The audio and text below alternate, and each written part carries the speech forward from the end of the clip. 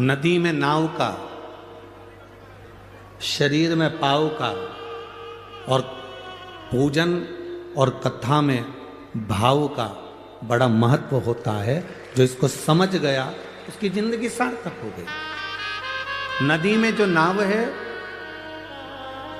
वो भी मंजिल तक पहुंचाने वाली है, शरीर में जो पांव हैं ये भी मंजिल तक पहुंचाने वाले हैं, और हृदय में जो कथा के प्रति या भगवान के प्रति पूजन के प्रति जो भाव है ये भी मंजिल तक पहुंचाने वाले हैं।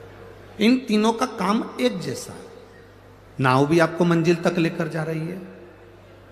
वो नाव हमको सिखाती है, एक लोहे का टुकड़ा पानी में पटकोगे वो डूब जाएगा, एक लोहे की कील पानी में पटकोगे वो डूब जाएगी, पर वो लोहे की कील जब लकड़ी में ठोक दी जाती है, वो लोहे की कील जब लकड़ी में ठोकी जाती है और लकड़ी में ठोकने के बाद वो लोहे की कील भी नाव बनकर उस लकड़ी के साथ मंजिल तक पहुंच जाती है। यह हमारा शास्त्र कहता है, लोहे की कील को वैसे ही पानी में छोड़ोगे तो डूबेगी, लोहे के कीले को पानी में छोड़ोगे तो वो डूब जाएगा, पर वो लोहे का कीला अगर लकड़ी में ठोक दिया जाए तो वो बहता बहता मंजिल तक पार उतर जाएगा। उसी तरह हम भी एक लोहे की कील की तरह हैं। अगर शिव महापुराण की इस लकड़ी में, शिव महापुराण की चंदन की संविधा में अगर हम अच्छे से ठुक गए, अपने मन को अच्छे से लगा लिया, तो समझ लेना कि हम भी मंजिल तक पहुंच गए, पार उतर गए।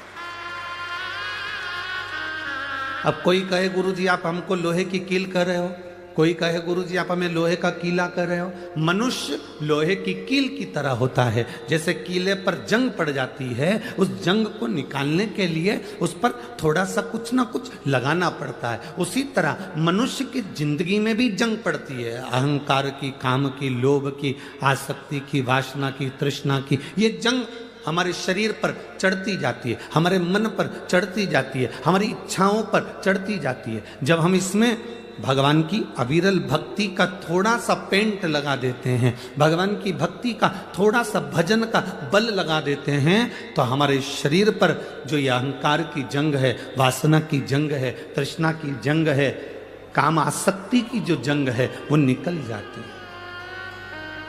नदी में नाव का, शरीर में, जम के बोलो, पाँव का। ये अगर शरीर में पाँव नहीं हो ना तो फिर मंजिल तक पहुंचना बड़ा कठिन, बहुत कठिन।